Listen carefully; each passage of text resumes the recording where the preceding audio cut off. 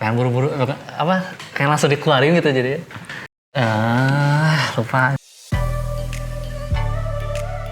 Halo semua, kembali lagi di Onion Union bersama gua Bimo dan gua Toro. Setelah episode kemarin kita ngebahas tentang earphone sama TWS nih. Ya. Sekarang kita mau ngebandingin apa lagi? Sekarang itu kita mau ngebandingin jam tangan sih, jam tangan yang selalu kita pakai. Kebetulan kita mau ngebahas preferensi masing-masing nih.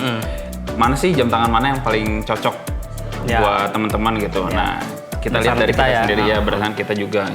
Nah, kalau dari lu sendiri tiap hari lu pakai jam tangan apa, Bin? Gua pakai merek aja langsung ya sebut ya. Gua pakai ini Amazfit GTR yang 42 mm. Oh. Itu lu beli kapan? Tahun lalu lah. Tahun lalu. Tengah tahun lalu. Sebenarnya tinggalan zaman sih. Maksudnya ini udah keluar berapa setahun atau 2 tahun baru gue beli gitu. Nggak langsung pada saat itu rilis gitu. Kalau lu pakai jam apa tuh? Kalau gue pakai jam tangan G-Shock sih, digital analog. Itu yang serinya B100, BB100.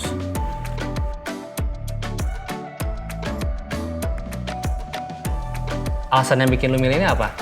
Alasan gue milih ini sih pertama waktu pada saat beli kan ya tahun lalu juga. Gue itu waktu awal-awal mempertimbangkan smartwatch sama analog digital biasa. Gue sih mikir karena udah terlalu banyak HP dan terlalu banyak gadget juga gitu ya di badan gue. Gue lebih memilih yang ya udahlah yang biasa aja.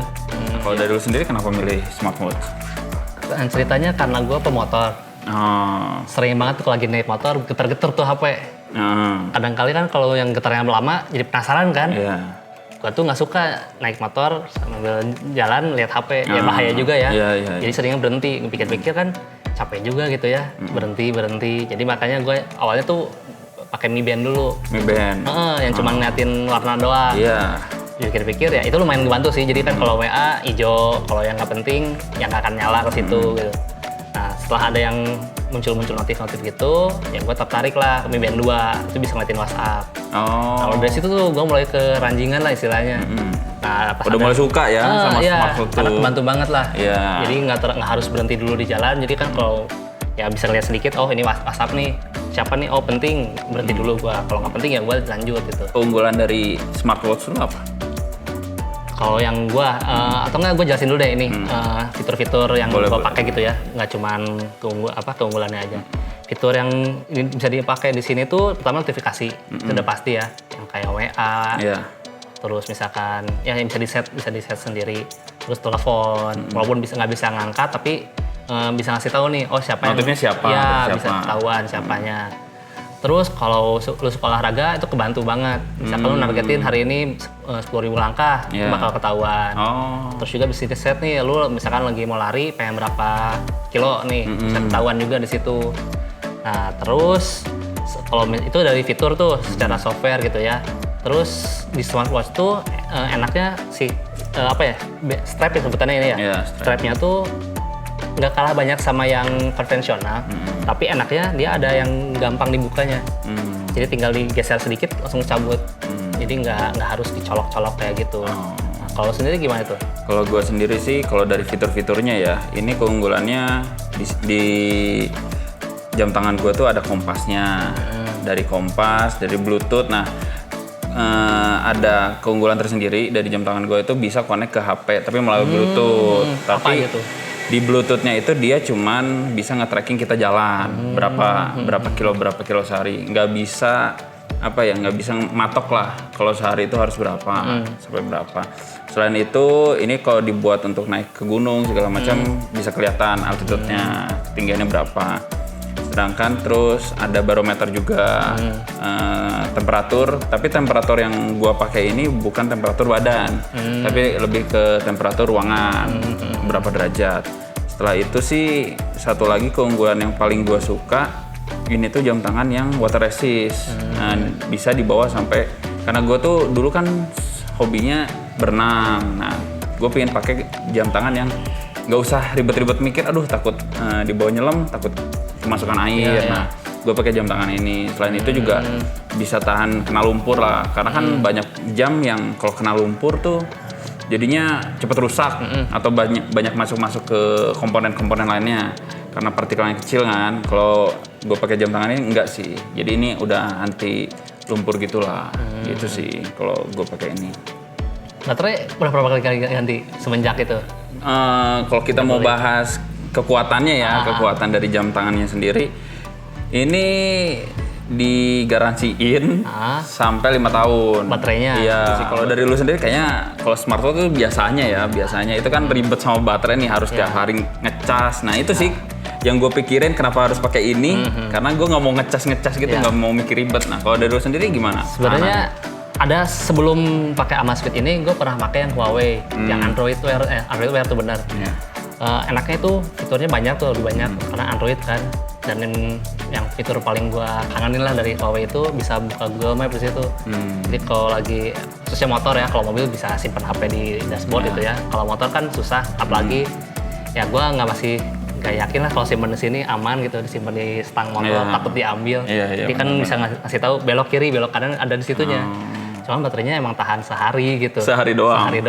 Dan itu tiap malam harus dicas. Iya, makanya gue putusin ganti. Jadi ini better, tapi ya ada yang harus dikorbankan. Fiturnya jauh lebih sedikit dibanding itu. Karena supaya nggak menguras baterai juga tuh ya. Ini bukan Android, terus juga kan kalau Android itu bisa ada Spotify itu ada kan, ini nggak ada. Jadi ya udah terima apa adanya, fitur dikasih sama pabrikan, udah gitu aja. Nah, kalau baterai yang ini sendiri, yang Amazfit ini, kalau nyambung ke Bluetooth itu tahan 2-3 hari lah. 2-3 hari? Ya. Kalau nggak nyambung ke Bluetooth, maksudnya dipakai biasa aja. Jadi ya, sebenarnya fitur-fitur masih bisa dipakai ya. Paling notifnya aja yang nggak. Sama kalau ada goal yang nggak tercapai, HP nggak akan masuk. Tapi gini getar gitu. Itu tahan sampai 4-5 hari lah. 4-5 hari? Iya, 4-5 hari. Ya lumayan sih ya. Dan ngecharge-nya, bagusnya ngecharge-nya sama yang kemarin juga nggak beda jauh, itu sekitar sejam udah beres. Jadi ya, berarti ditinggal tidur pun tinggal mandi malah. Ditinggal mandi ya, udah penuh lagi ya. Tapi kalau ditinggal tidur misalkan hari besok mau dipakai, itu aman nggak buat baterainya? Ya nggak tahu ya. Cuman ya ini kan udah smart sih ya harusnya ya. Kan HP juga kan katanya udah ada AutoCAD-nya. Ya udahlah. Selama ya gue juga pernah sih kelupaan, cuman nggak pernah ngomong juga sih gitu.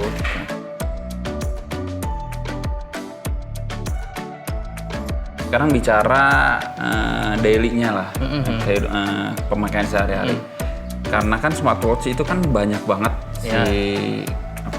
fiturnya. Nah, tiap hari itu fitur yang lu pakai apa aja? Atau semua itu kepake semua nggak? Enggak lah. Enggak? Pasti enggak. Jangan kan smartwatch, HP aja nggak kepake semua kan? Kalau yang sering kepake notif aja sih sebenarnya. Notifnya aja. Karena kan kalau olahraga nggak tiap hari ya kalau gua. Ya paling kalau langkah, syukur-syukur kalau tiba-tiba ngasih tahu, oh udah sampai nih. Tapi kan karena tidak bisa nggak ada waktu lah istilahnya ke situ. Jadi ya pengingat aja lah. Cuman notif aja sih paling terasa. Sama denger lagu lah kadang-kadang. Kalau misalkan HP lagi jauh tapi nyambung, bisa di skip dari sini. Milihnya nggak bisa tapi skip sama stop bisa lah. Gitu. Ya canggih juga sih. Nah kalau lu nih kan dari gue denger juga iri tuh gue sebenarnya.